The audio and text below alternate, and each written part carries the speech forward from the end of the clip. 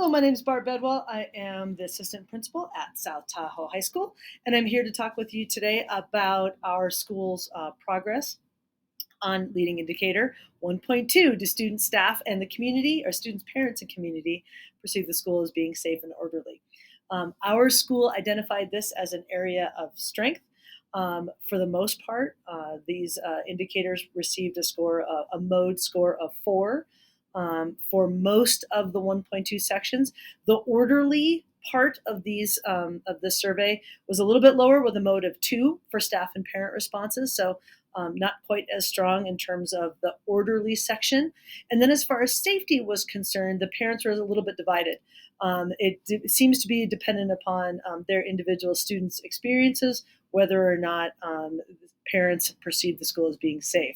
So again, a little bit of a bimodal experience when it comes to safety. So for this particular indicator, our success criteria are developed into 4 sections. We've got positive community and student interactions. Number 2 was about clear expectations for student behavior. Number 3 is about improving the regular and timely communications to staff as well as to parents and students in the community. And then the last one has to do with the safety aspect of it, really looking at our safety procedures when it comes down to emergencies and practicing our major safety protocols. We've got a lot of different lagging indicators that go along with this.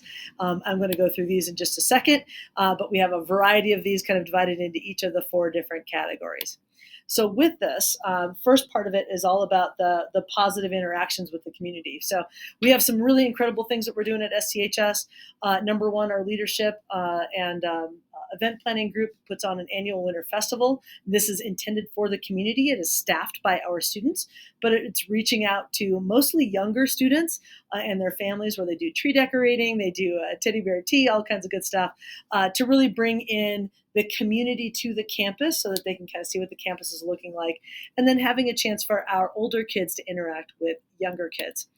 Next one that we have for positive interactions is the senior project, which is required of all seniors.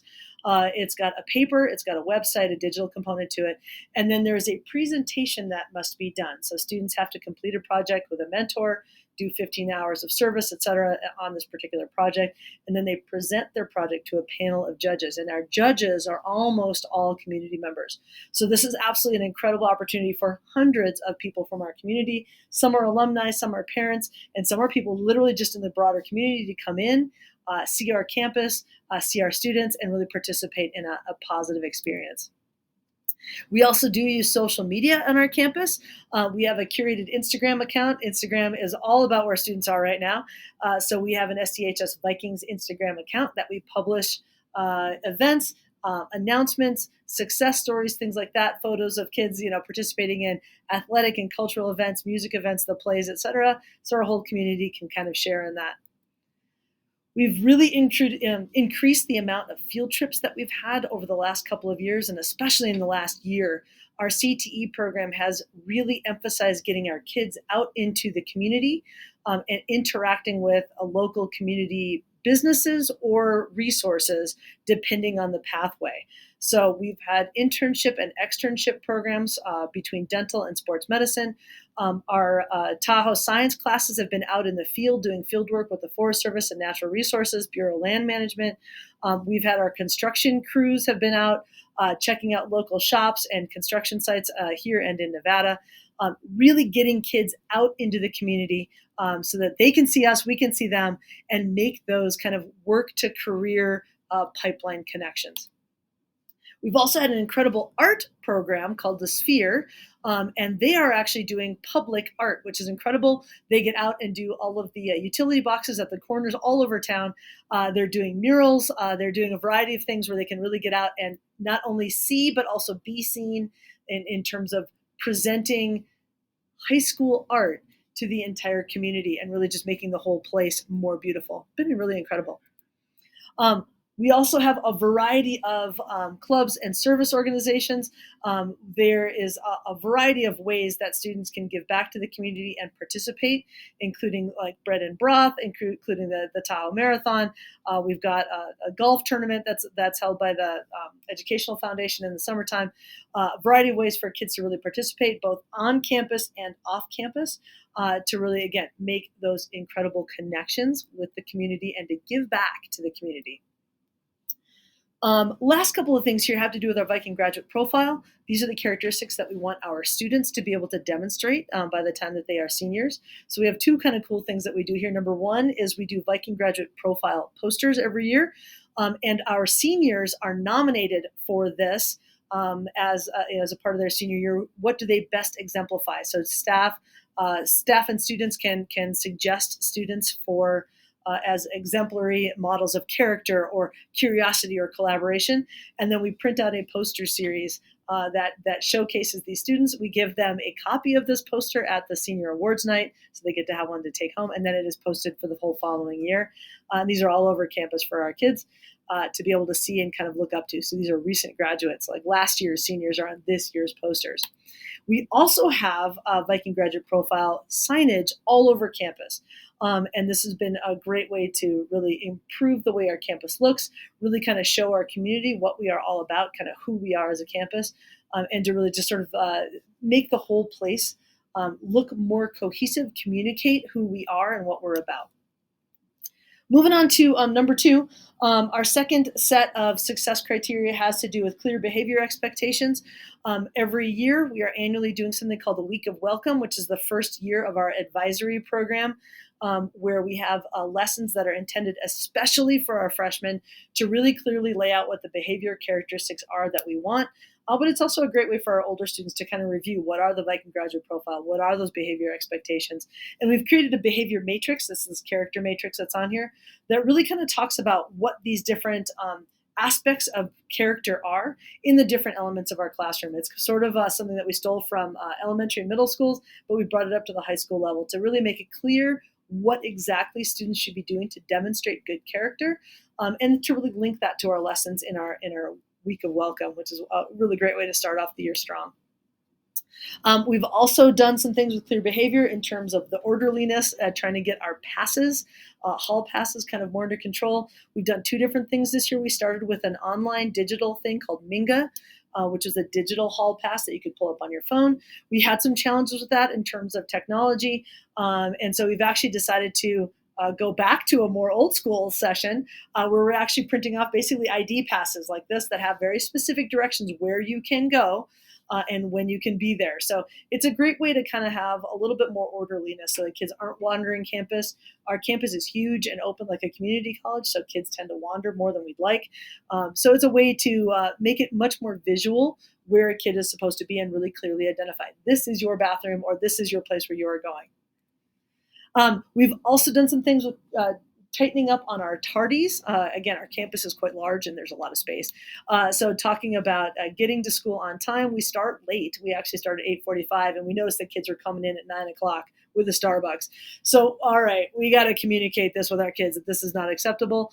So going along with our communication towards families, we also started a different tardy program. Like, hey, if you are tardy to first block, we're going to give you some lunch detentions if you're not coming to school on time, and you definitely should not be walking up with your Starbucks. They were not happy that we confiscated their beverages until after first block.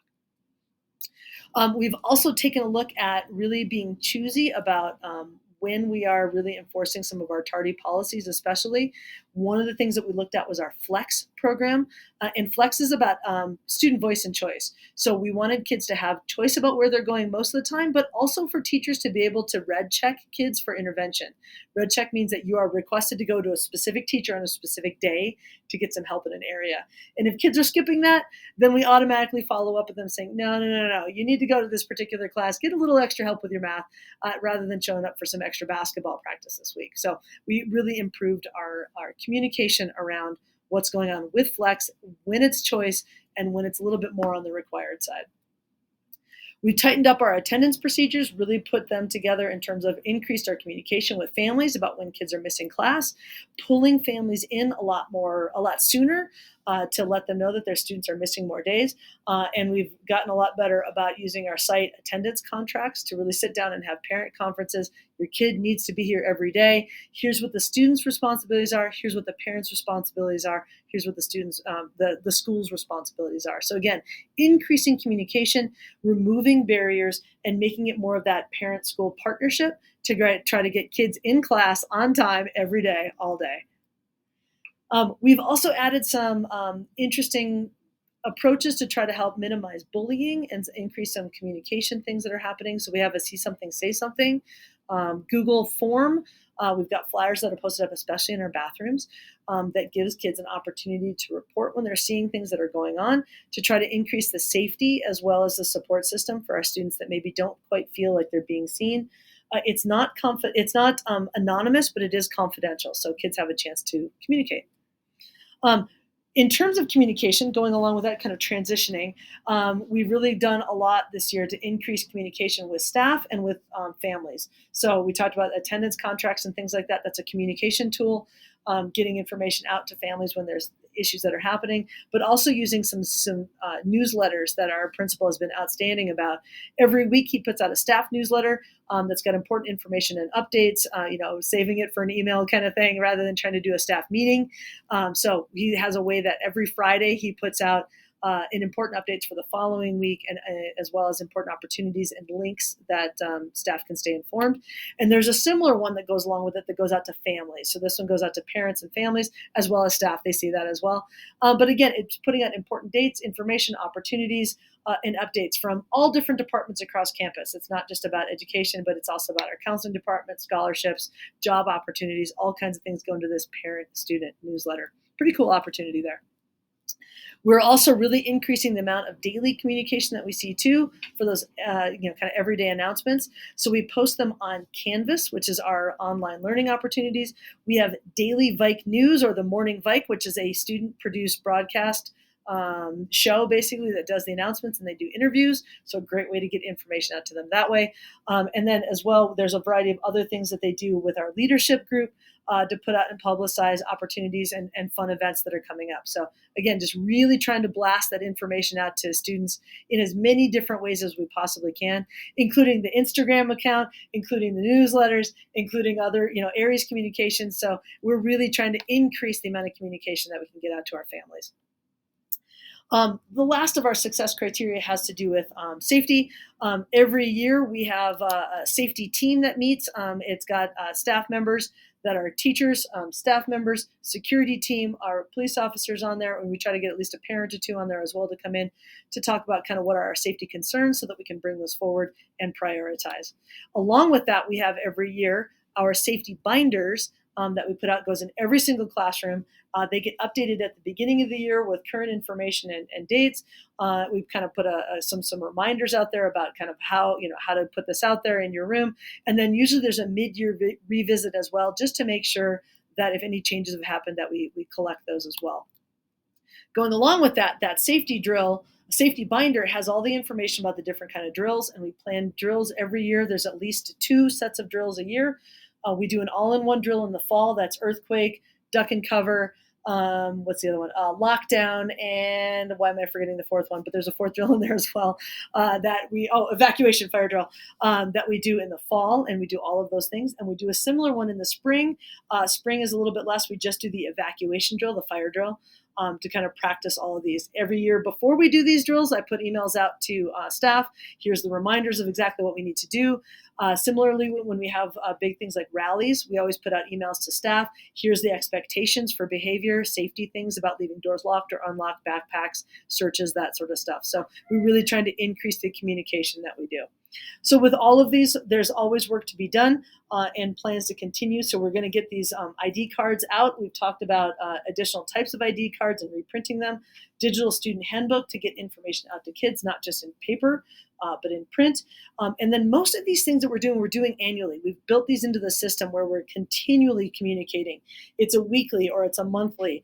Our safety team meets every month. Our safety drills are every year. So we've got built into each of these things ways for us to kind of continue to collect this data and continue to revisit as often as possible throughout the year. So thanks.